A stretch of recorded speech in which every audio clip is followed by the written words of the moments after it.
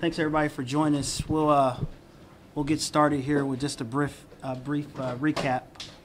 1:45 a.m. this morning, our officers initiated a traffic stop at Birdsville Parkway and Riverside Drive for a traffic violation. The traffic stop was 9 minutes long. It was during that traffic stop that the driver with his female passenger fled from our two officers. The chase on the radio was announced at 1:54. We believe the route of that chase was eastbound on Birdsville Parkway, southbound on Coheen, eastbound on 21st Street. They were passing Harding and eastbound on 23rd Street to the termination point of 23rd and Aqueduct. Again, that was 1:54. At 1:54, it's just about a minute, the vehicle crashes into a tree, and based on the evidence at the scene, both of our officers are at the rear of the vehicle. While we don't yet know all the facts at the termination point of the pursuit, we do know that our two officers fired the weapons, striking the male driver. Officers announced on the radio at 1:55 that they had been involved in a police action shooting. At 2:02, EMS was on scene. At 2:05, the driver was transported to Eskenazi, and at 2:24, tragically, the driver was pronounced deceased. At approximately 3 o'clock, the female passenger, who was uninjured, was arrested on a narcotics charge. So thanks for being here. Let me start out by saying what a tragedy this is. Like every other tragedy that we've had this year, where the life of someone is taken from the hand of another. As a department, our heart goes out for that family and anybody involved and associated with that. Both the driver, the passenger, and also our officers. You know, this is something that every city, every chief of police, every community, every mayor hopes that never happens, but it's happened here in Indianapolis, and I want to talk to you about how we move forward and what it is we're going to do. If you've listened to me for the last 6 months, then you know that the number that we discuss are the total homicide numbers and not necessarily just the criminal homicide numbers, because we believe that every one of those deaths is important. This death is no different. It will be treated like every other investigation where we've had a death at the hands of another. This happens to be 2 police officers. The process that this will go through is bifurcated. So it's 2 parts. There's an administrative part and there's an investigative part. The investigative part will be done again like any other death has been done in the past. So we have homicide investigators who will work closely with the Marion County Prosecutor's Office in gathering all the facts surrounding this shooting. What the officers heard, what they saw, what they did, trying to determine what the driver and what the passenger heard, saw, did. All those facts will be gleaned, and that's actually part of that investigative process. I know all of us would like to have those answers now, including me. I'm just like you are, and being a policeman, I may have more questions than you. But I think we all have questions and we all want them answered now. But part of the investigative process is to glean all those answers and then to be able to come to you and share those at some point. My guess is that the Marion County Prosecutor's Office will call a grand jury at some point. Those officers will appear in front of a grand jury and they'll be compelled to give a statement. Right now, those officers are like any of us or any of you would be in an investigation of a death. They have constitutional rights. They have a right to an attorney, and they will use those rights. They will listen to their attorney and make their own decisions as to whether they will give a statement to our homicide investigators or not. That may or may not occur. The administrative part of that investigation, again, if please separate the two, the administrative part of that investigation will be looking at our policies and our practice and the actions of the officers. Were they reasonable? Why did they make decisions that they made? What were the decisions leading up to that? So that will all be investigated in the administrative side also. It will run parallel with the investigation that will be directed from the Marion County Prosecutor's Office and our homicide investigators. The issue is anything gleaned in the administrative investigation cannot go to the criminal side. So because of that, those officers are not compelled to give a statement until after their criminal investigation is completed. So what I anticipate until after a grand jury has met and made a decision as to whether there was any criminal intent on behalf of those officers or not. If there wasn't any, then those officers will be brought in and they will be compelled to give a statement. What typically happens is that statement, along with all the other information that our investigators on the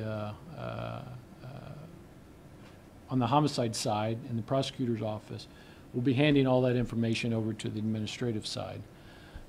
Absent those things that may or may not be sealed in the grand jury. So that statement is something that we need in order to see what it is our officers did. And until I get that statement, we're really not going to know exactly what happened. The only other living witness that we know of is the female that was in the passenger side.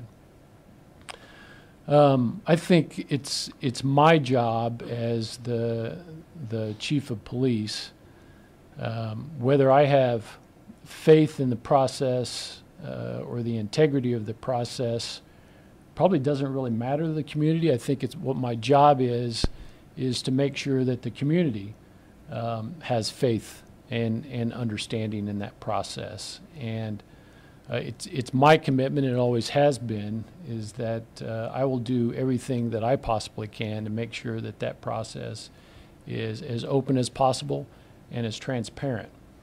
I think wisdom says, and everything that I've ever been taught, I should be sitting here reading a statement to you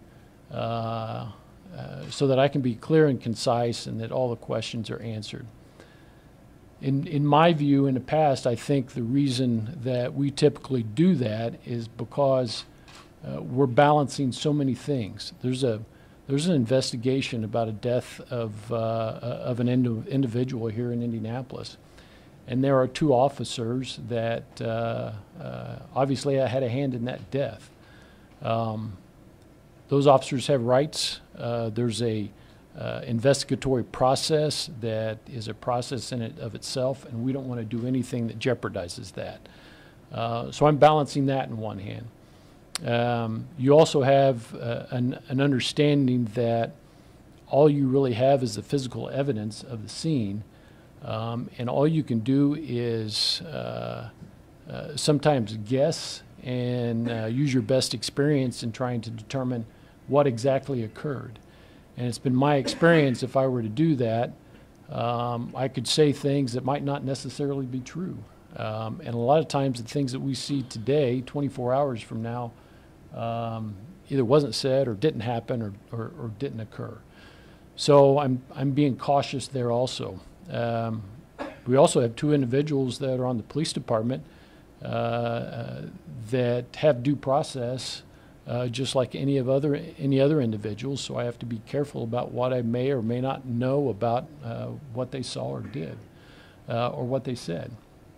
So I probably really screwed up by not having a prepared statement for you, but I wanted to come out here and at least share the feeling and the emotion of this is a problem and an issue that not only affects this police department, your chief of police, your mayor, but the community as a whole. And my expectation is that all of those entities and all of us can have an open and clear discussion as we move forward to the extent we can within the parameters of the process.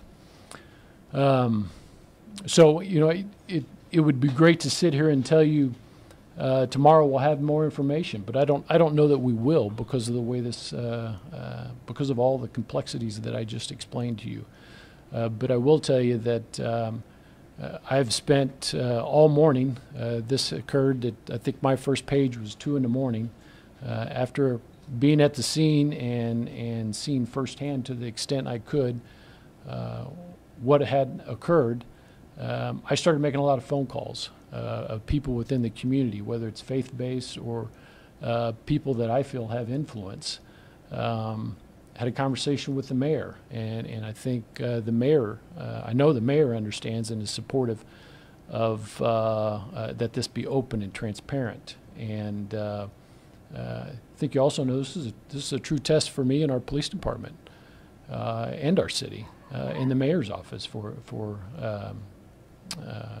also, as well as with our community. Dr. Hampton has also been in discussion with him. He has also been reaching out. Assistant Chief Taylor has been reaching out. We will continue to do that so that we can answer questions that the community may have to the best of our ability, and at the same time messaging out an understanding of those two processes, both the administrative and the investigative. Any questions of me?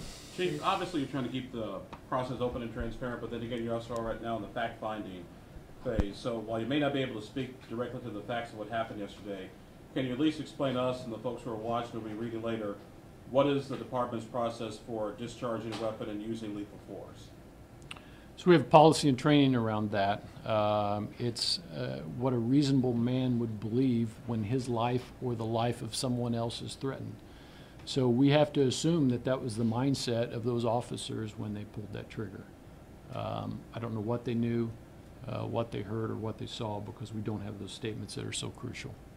What can you tell us about the officers themselves as far as their years on?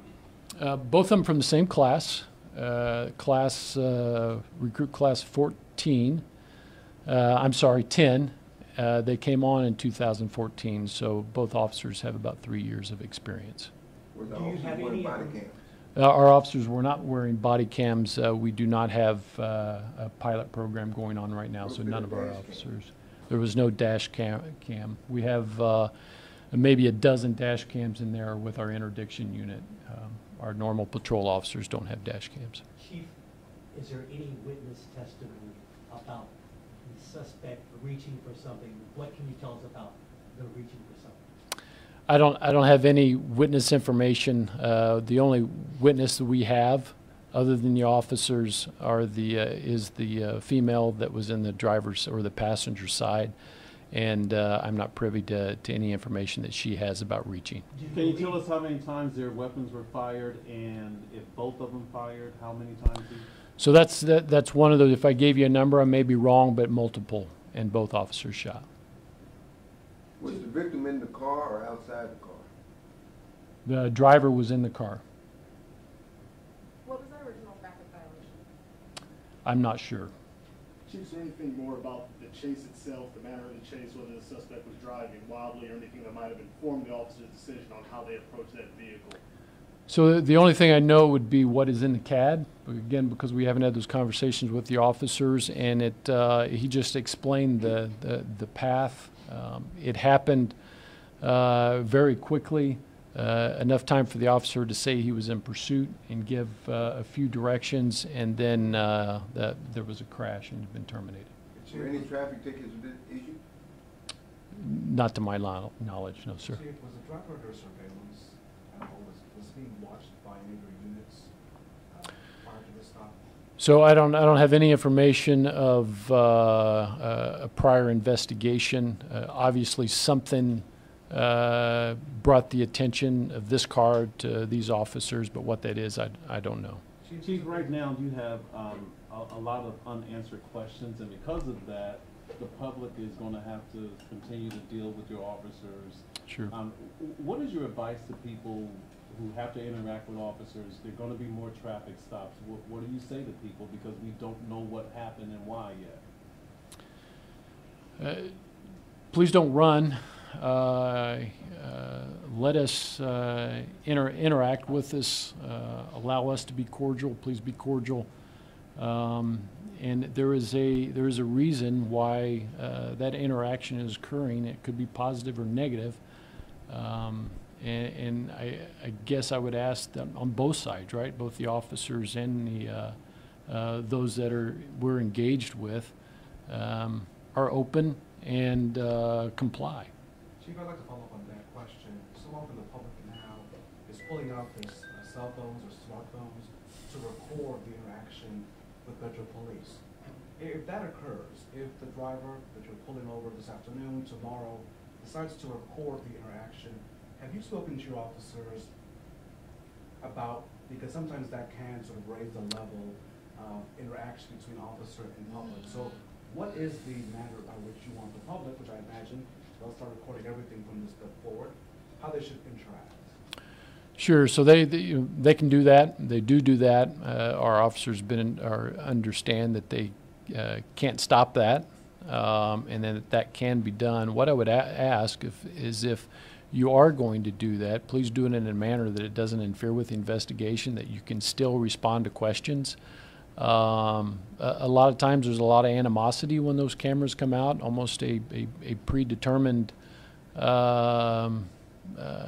understanding of what the interaction is going to be like, or the mood of that interaction. I would ask that they, be cordial and let the investigation process flow, I guess. Chief, you mentioned that this would be a true test of your leadership and of the department at this moment. What did you mean by that? What did you mean by a true test? What does that look like? So this is an opportunity to increase the trust and legitimacy that the community has for us. Everybody's watching. It'd be a test of my ability to balance the needs of the police department and the officers and those of the community. At the end of the day, there will be a decision. I guess what I hope is that somebody may be unhappy with the decision. What I would hope is that they have faith in the investigation and how it played out. And Chief, is IMPD having or planning on having any serious discussions about body cams, dash cams? Because I know, this obviously isn't the first time there was an officer-involved shooting. Sure. So those discussions have been going on for years. The whole trade, body cam trade, has changed dramatically. It was there are now, I think, 50 studies going on at this time in different cities about different things to see the effectiveness. I've looked at some of those studies. Body cams came out initially, I think, because of a trust and legitimacy type issue. There was a study in a city in Texas that looked at that and saw that the community engaged with those that, when they engaged with those that had body cams and those that didn't, it really didn't change the opinion of the community. What it does show, and what most of the studies have gleaned, is that it reduces the number of complaints and it reduces the use of force. I'm not a statistician, but I think it also depends on the communities where how those uses of force were to begin with and how those complaints were to begin with. I think it's a great tool. It's something that we strive to have. There's a significant economic cost to that. I think to outfit all of our officers, a low figure is $2.5 to $3 million. The state of Indiana has legislation that dictates how long you keep that information. The storage is the real cost. We are starting to see storage costs go down, which may make it give us a greater opportunity to get into that market. There are all kinds of things associated with body cams that need to be considered. A lot of cities put it in the hands of the officer of when they turn it on and when they don't. There may be policy around that, but how do you enforce that? You would have to sit and watch all the video all day long in order to determine whether I turned a video on when I went to a run or not. That takes capacity in a unit. If I don't turn it on, there's a critical situation. I don't know, and trust and legitimacy is a problem. I don't know that you'll believe me when I say I forgot. So that's something we have to deal with. If that's the perception, then I need an automatic trigger, right, that turns that on. So we're waiting for the industry to get a little better so that we can protect both the community and the officers. Chief, speaking of the community, a lot of times when we have these type of situations, these are really, the things that occur after are more symptomatic of what the police department's relationship is with the community that it serves. How would you describe IMPD's relationship with the community as a whole, and how do you think that'll bear out as we go forward, as you folks try to figure out exactly what happened?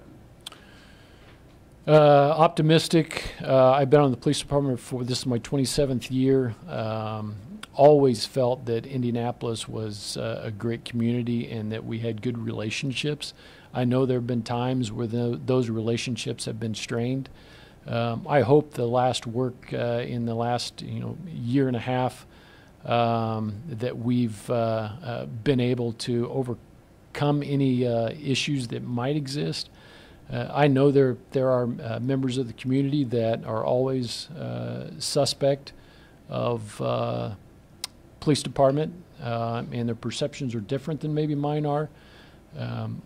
We have spent a lot of time in the community trying to grow those relationships, so when something happens like this, that there is enough trust to have some open conversations and crucial conversations, and let things play out process-wise. Chief, there was no weapon found in the car.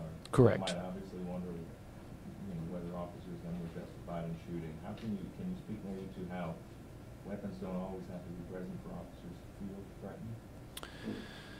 So in general terms, yes. I don't know what the actions were of the driver or the perceptions of the officers were. All I know that is at some point, in order to be within policy, they had to be in fear of their life or someone else. So there had to be something that was done in order for that to trigger that kind of mindset in our officers, in order for them to process that and then engage that trigger. So you've reached out to community leaders. What's next for you in this situation? Continue to do that. Take a look at the response, quite frankly, with you after this interview. Continue to reach out. There will be people. There are people that I reach out to that I'm comfortable reaching out to because I have in the past. My guess is there will be people that will want to reach out to me now that maybe I haven't engaged in the past, and so it's an opportunity to build that relationship and have some of the same discussions. Chief, in those initial 9 minutes of the traffic stop, what happened? What did the officers know at that point? Did they run their names, the license plate, anything like that? Based on the CAD, we know that they had received information from both the passenger and driver and ran that information. That's all I know at this point. Were they aware of their violent history or anything of that nature? A criminal history wouldn't have come back at that time. Chief, at what point will you release the female's identity, her mugshot, who was arrested? I think that has been released. Yes, it's been. Okay. You touched on this before, but can you reiterate to the community the importance of not running from the police when you're stopped? So I don't understand that. So why you would run from the police? And that's probably my perspective, and because I am a policeman. But at the same time, I know I know there's a perspective. There's a fear out there also in some of our communities. give us an opportunity. If you don't run from us, there's an opportunity for us to engage, to help. We're trying to change the mindset and within the police department, and it's been very easy because I think that mindset has been there, so that our officers, the engagement should be one of they're a person, they have value, they have they may be a son, a daughter, a father, a mother, a brother. And you have to take care of the situation, but at the same time you can respect, and so that interaction should be respectful, and that's the expectation of all the officers. So if you don't run, things will be situations will be better. It doesn't escalate into things that neither the officer nor the person that runs wants to have. I think we're all adults, and most of us can sit down and have those conversations. We do a lot of training with our officers about de-escalation and recognizing people that are afraid, anxiety, have other issues, and be able to recognize those and work through those in a way to where we can calm those situations down. So please don't run from us. I don't know of anything good that's happened from that, whether it's additional charges or falling down or accidents or whatever that is. It's best just to have that conversation with us and let us complete that investigation. If you run, have you broke the law? If you run, have you broke the law? We'll take a couple more questions. It depends. I mean, if you haven't broke the law- Just running? No, No. sir. So it doesn't No, sir. justify somebody being in fear of their life and shooting somebody if you haven't broke the law. Sure, and that's not what we're talking about here. You talked about the goodness of Indianapolis. Are you concerned at all about the Ferguson effect? And if so, sir, are you prepared to deal with any kind of backlash that may occur because the public may not, we hope that they do follow the law, right? But they may act out unnecessarily. So I would be wrong not to think of that. The expectation is that won't happen, but we will be prepared for it. And I think engaging the community, we'll have a better understanding of if that is going to happen, and I think we'll know. Do you know off the top of your head how many fatal officer involved shootings have been there? This year, this is the only one. Last year, I think we can get those stats off the top of my head. I don't. Okay, thanks, guys. Thank you. Thanks, appreciate it.